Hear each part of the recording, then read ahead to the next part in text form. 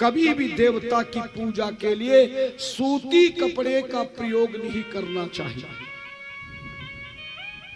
देवियों की पूजा के लिए लाल रंग का रेशमी वस्त्र होना चाहिए। अन्य देवताओं के लिए पीले रंग का रेशमी वस्त्र होना चाहिए। शास्त्र कहता है पूरे वस्त्रों में रेशमी वस्त्र को ही परम पवित्र माना गया है, या फिर ऊनी वस्त्र को परम पवित्र माना गया है।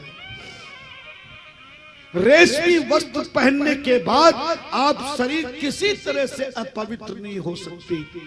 अगर रोजाना भी घर के मंदिर में बैठकर पूजा करो तो भले आप रोजाना रेशमी वस्त्र पूरी पोशाक ना पहने, लेकिन जिस तरह हमारे अग्रवाल साहब ने आज सबको रेशमी दुपट्टे उठाए हैं, इन रेशमी वस्त्रों को किसी को देना मत, सीधे घर ले जाना, घर के मंदिर में रख देना, पूरे परिवार से कह देना जब भी नहा धो करके घर के मंदिर की पूजा करो तो गले में ये दुपट्टा जरूर डाल लेना, जिससे तुम पुजारी कहलाओगे और तुम्हारी तो शरीर के द्वारा की गई पूजा परम फलदायक हो जाए।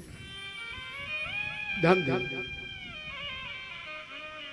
कहीं से भी रेशमी दुपट्टा मिले, लोग उस दुपट्टे को घर में जाके यूं फेंक देते हैं, रख देते हैं। बेचारा वो दुपट्टा भी रोता है कि मैं किसके हाथ के पल्ले पड़ गया। ध्यान देना। तो यही रेशमी लाल दुपट्टा कहीं मिल जाए तो लेके रखना। सुबह नहा धो के लाल दुपट्टा, स्त्री हो या पुरुष एक जैसी ही दुपट्टा पहन सकते हैं। लाल आसन, गर्म ऊन के आसन पर बैठकर मां भगवती की चौकी पर सामने देवी लाल रेशमी वस्त्र बिछाकर देवी की तस्वीर लगाकर एक तांबे की बड़ी प्लेट नई खरीद लेना। ध्यान देना, नई तांबे की प्लेट खरीद करके घर में संभाल कर रखना। जब सूर्य को जल दोगे तो ये प्लेट काम आएगी। भगवान शिवलिंग को स्नान कराओगे तो ये प्लेट काम आएगी। आप इसी प्लेट को साफ करके दुर्गा जी की तस्वीर के सामने प्लेट को रखकर वो तीनों पिंडियां, एक छोटी सी तांबे की कटोरी और ले लेना किनारे वाले, इस प्लेट में उस तांबे की कटोरी को रखना और कटोरी में तीनों पिंडियों को घी से निकाल कर आप उनको खड़ा कर देना, तीनों को बराबर में, और फिर मिट्टी में जौ उगाकर फिर आप उस कलश को स्थापना कर लेना। ध्यान देना। और उसके बाद जब भी रोजाना पूजा करें तो आप देवी की पूजा करने से पहले इन तीनों पिंडियों को टोंटी वाले लोटे से थोड़ा थोड़ा जल चढ़ाना, लाल चंदन लगाना, अक्षत लगाना, लाल फूल चढ़ाना, धूप दीपक दिखाना, फल चढ़ाना। जब तीनों पिंडियों की नवरात्रों में पूजा हो जाए उसके बाद तस्वीर को जरा सा जल छिड़क कर कपड़े से साफ करके लाल चंदन लगाएं, लाल रोली लगाएं।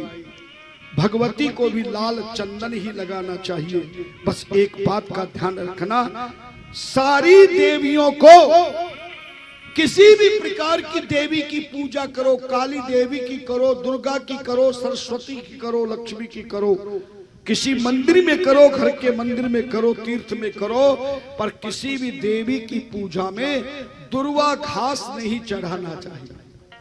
ये जो दुर्वा घास है जो गणेश जी को बहुत प्रिय है, भगवान शिव को चढ़ा सकते, अन्य देवी देवताओं को चढ़ा सकते हैं, लेकिन देवियों की पूजा में कभी भी दुर्वा घास का प्रयोग नहीं होना चाहिए। और भगवान विष्णु की पूजा में अक्षत का प्रयोग नहीं होना चाहिए, चावल का प्रयोग नहीं होना चाहिए। सालग्राम पर कभी भी अक्षत चावल भूलकर मत चढ़ा देना। विष्णु की पूजा में चावल की जगह केवल पुष्प चढ़ाए जाते हैं, पूजा भी पुष्प से होती है। ध्यान देना। सो जी महाराज कहते हैं इस तरह ये दूसरी देवी हमारी दुर्गा, तीसरी भगवान, पहला सूर्य देवता, दूसरा शिव देवता, तीसरा माँ भगवती, 3 पिंडियों से पूजन करना।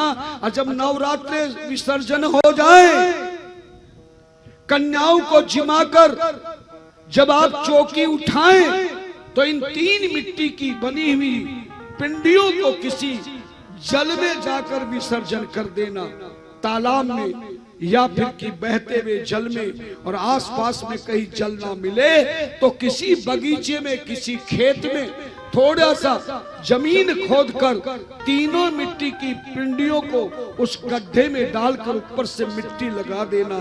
जिस स्थान पर ये 3 पिंडियां दब जाएंगी वह जमीन मां भगवती की शक्ति रूपा बन जाएगी। वहां पर होने वाला कारोबार, रहने वाला परिवार, होने वाली खेती सैकड़ों गुना हर साल होती रहेगी। जमीन का इतना परम पवित्र भाव है।